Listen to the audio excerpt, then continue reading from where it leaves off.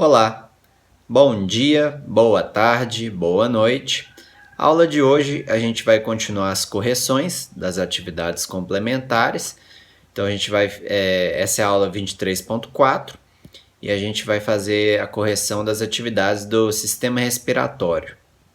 Essa aula foi desenvolvida para os alunos da Escola Estadual Nila Fará no ano de 2020. Vamos realizar então a correção das atividades do livro didático, da página 120 e 121, que são correspondentes aí ao capítulo 6, que é do sistema respiratório. Então a primeira pergunta é a seguinte: qual é a relação entre os alimentos ingeridos por nós e a respiração? Então, os alimentos que a gente ingere, eles vão fornecer ou lipídios, proteínas, carboidratos.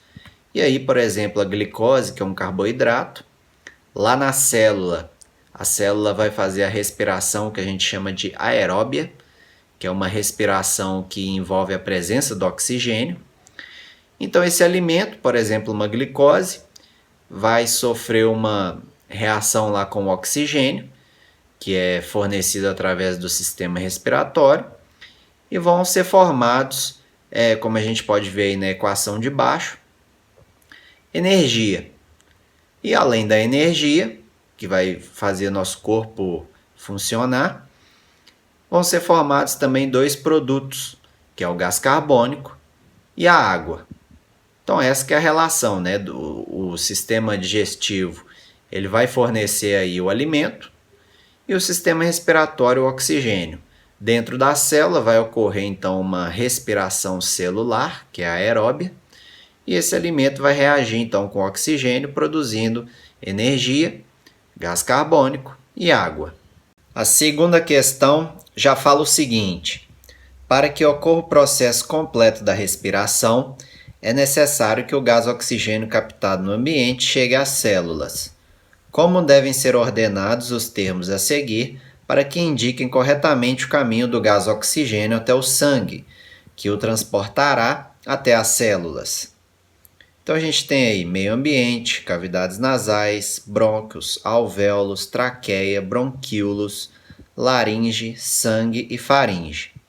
Então por essa imagem aí da direita, a gente pode perceber qual que é o trajeto aí do ar, né, até chegar lá no sangue, do oxigênio até chegar no sangue.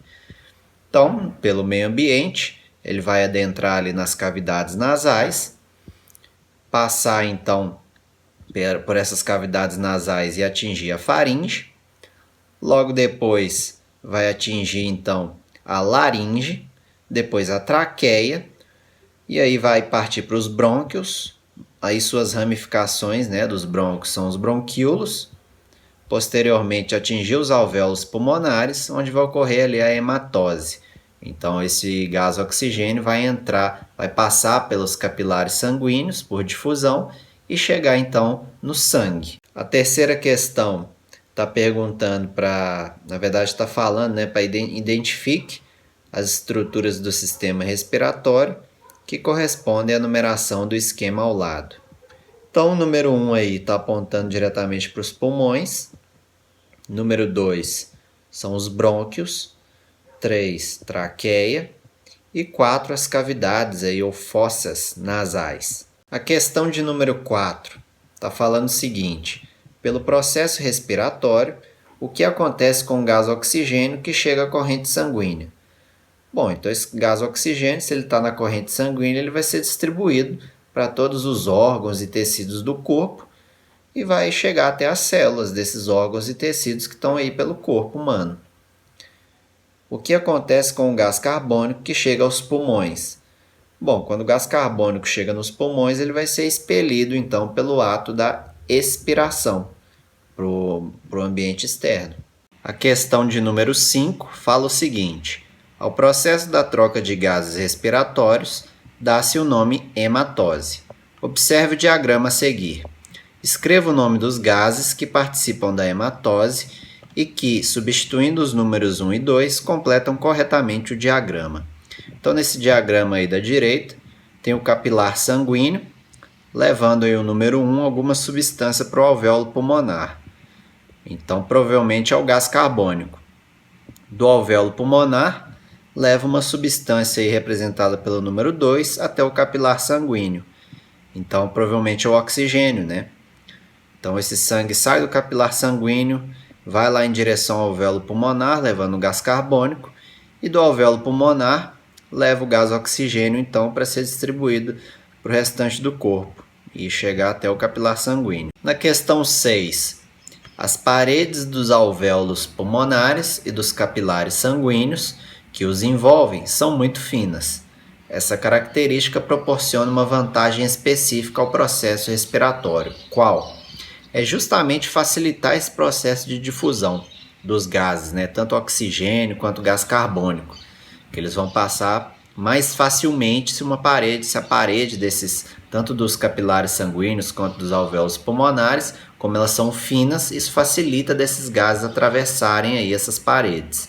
Vejam aí na figura da direita, a gente tem os capilares sanguíneos irrigando aí os alvéolos pulmonares e tem muito capilar sanguíneo.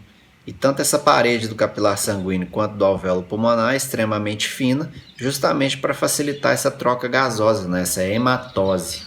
A questão de número 7 fala o seguinte: podemos representar o processo respiratório no qual o organismo obtém energia necessária às suas funções vitais, com a seguinte equação. Então você tem a equação aí basicamente da respiração celular aeróbia, que acontece lá no interior das células.